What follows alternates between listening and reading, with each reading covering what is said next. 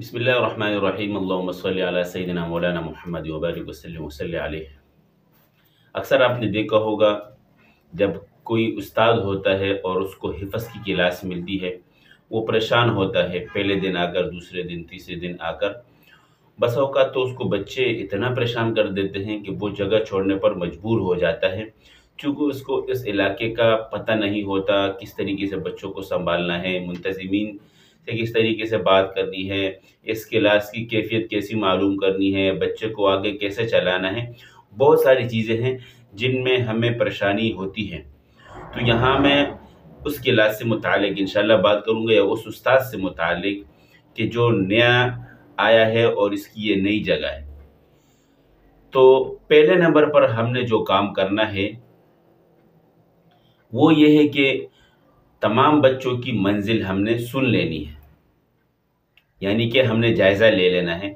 जायज़ा आप मंजिल सुनकर भी ले सकते हैं, ठीक है, और या इनको इनका जायज़ा भी आप ले सकते हैं तमाम पारों में। तो 1 से 2 दिनों में इस क्लास की कैफ़ियत आपको मालूम हो जाएगी। तो पहले नंबर पर पहला काम करना क्या है, आपने इन बच्चों की मंजिल सुनकर जायज़ा लेना है, कैफ़ियत मालूम करनी है, या फिर ये कि इनका आपने जायज़ा ले लेना है। सबसे पहले नंबर पर आपने ये काम करना है। जब आपको कैफ़ियत मालूम हो गई है तो तमाम बच्चों को अपने पास बुलाकर, बिठाकर आपने इनको तरग़ीब देनी है, नसीहत करनी है। नसीहत क्या है? तमाम बच्चों से कुरान की आयत, अहादीस पढ़कर इनको अपनी तरफ माइल करना है, मानूस करना है, साथ साथ नसीहत करनी है। मंजिल याद होने की, कुरान याद होने के फ़ज़ाइल इनको बताने हैं, इनको शौक़ दिलाना है। जो भी आपको हदीस हो आप मुताला कर लें और आप इनको तरग़ीब दें कि बेटा आपके पारे कमज़ोर हैं, आपके पारे कमज़ोर हैं और दूसरी क्लासों के पारे माशाल्लाह अच्छे हैं। अब आप मेहनत करेंगे, थोड़ी सी मेहनत करनी है और ज़्यादा मेहनत दरकार नहीं है। आप मेहनत करेंगे इंशाल्लाह आपके पारे आपको मजबूत हो जाएंगे। आप फिर जहाँ कहीं भी जाएंगे आपको लोग कहेंगे आप कुरान पढ़ो, आप फ़ौरन से पढ़ सकेंगे। नमाज के लिए आप आगे होंगे, आपको कुरान याद होगा, आपकी वाह वाह होगी, सब लोग कहेंगे माशाल्लाह इसको कुरान करीम कितना याद है, कितना प्यारा कुरान पढ़ता है। तो इस तरीके से बच्चों को आपने तरग़ीब देनी है, मानूस करना है और एक शौक़ दिलाना है मंजिल याद करने के लिए। 2 काम हो गए।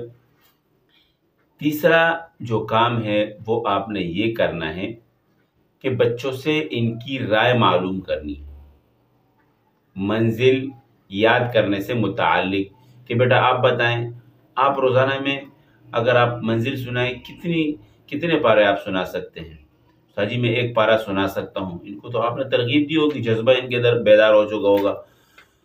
आप 1 पारा सुना सकते हैं बिल्कुल बग़ैर अड़कन गलती के। जी उस्ताद जी, मैं बग़ैर अड़कन के 1 पारा सुना सकता हूँ। तो आप उसको, क्योंकि आपने कैफ़ियत मालूम की होगी, सब जो है खुलासा आपके ज़हन में होगा। आप उससे कहें बेटा आप 1 नहीं आधा पारा रोज़ाना याद करें, मैं आपको आधा पारा देता हूँ, लेकिन इसमें गलती अटकन की कोई गुंजाइश नहीं होगी। ठीक है बेटा? हाँ उस्ताद जी ठीक है, इंशाअल्लाह मैं कल आपके आधा पारा सुनाऊंगा बग़ैर किसी अटकन गलती के। दूसरे से पूछे बेटा आप कितना याद कर सकते हैं? उस्ताद जी मैं 1.5 पारा याद कर सकता हूँ। 1.5 पारा आप याद कर लेंगे? जी उस्ताद जी मैं 1.5 पारा याद कर सकता हूँ, मैं पिछले उस्ताद जी के 2 पारे सुनाता था।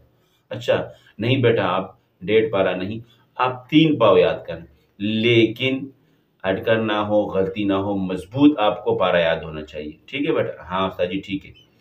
तो इस तरीके से आपने उनकी राय लेकर उनकी मंजिल हवाले कर देनी है, उनकी इस्तेदाद को देखकर। 3 काम हो गए हमारे। अब आते हैं कमज़ोर बच्चों की तरफ। हर क्लास में कमज़ोर बच्चे होते हैं, उनको भी लेना है ना, ये भी इस माशरे के बच्चे हैं। तो इन कमज़ोर बच्चों को भी आपने उनके ज़हन के मुताबिक, उनकी इस्तेताअत के मुताबिक टाइम को देखकर उनकी मंजिल लगा देनी है। किस तरीके से? आप उनसे पूछें, जैसे आप पिछले बच्चों से पूछा, आप उनको 1 पाव दे दें। अगर 1 पाव भी याद नहीं कर सकता, उम्मीद है याद कर सकता होगा, फिर उसे थोड़ी कम लगा दें, 1 रुकू कम कर दें। तो इस तरीके से इस कुन-ज़हन बच्चे को भी हमने मंजिल में इस तौर पर लगा देना है कि उनकी मंजिल बकाया बच्चों से कम हो।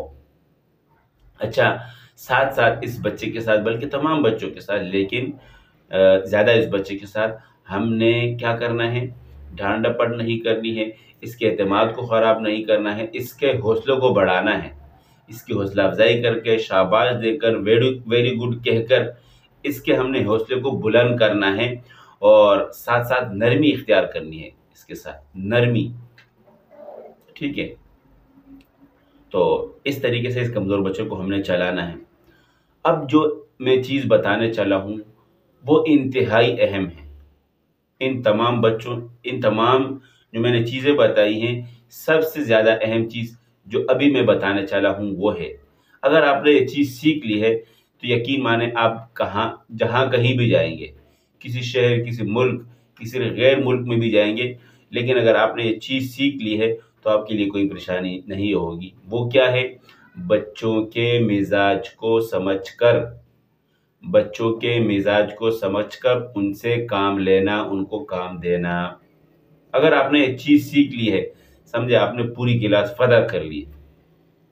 मिजाज को देखना है, इस बच्चे का क्या मिजाज है, इसका क्या मिजाज है, इसका क्या मिजाज है।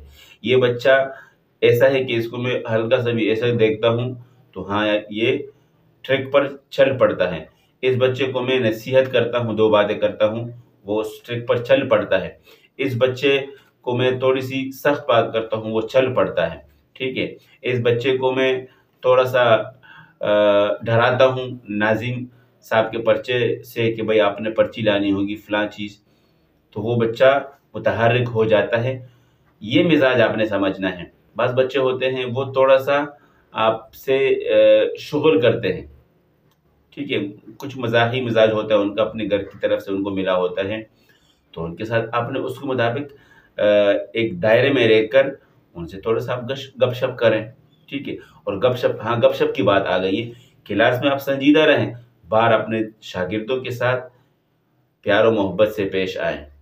यहाँ भी क्लास में भी वो सख्ती नहीं हो कि मार दाड़ो, नहीं, एक संजीदगी हो अपनी क्लास में, ताकि आपकी क्लास एक ट्रैक पर चले और अच्छा माहौल इनको मिले। तो बहुत ज़रूरी है बच्चों के मिजाज को समझना। आखिरी चीज़, जिसमें कुछ चीज़ें जमा हैं कि आपने बच्चों की मंजिल सबकी रोज़ाना के हवाले से चलानी है, इसमें नागा नहीं करना है, सबक भी रोज़ाना चलाना है। कुछ लोगों को ज़हन में सवाल आएगा, हाँ अगले सबक चले कि नहीं चले? बिल्कुल, आपने अगला सबक भी चलाना है, ये पिछला भी इस तरीके से याद करवाते रहना है।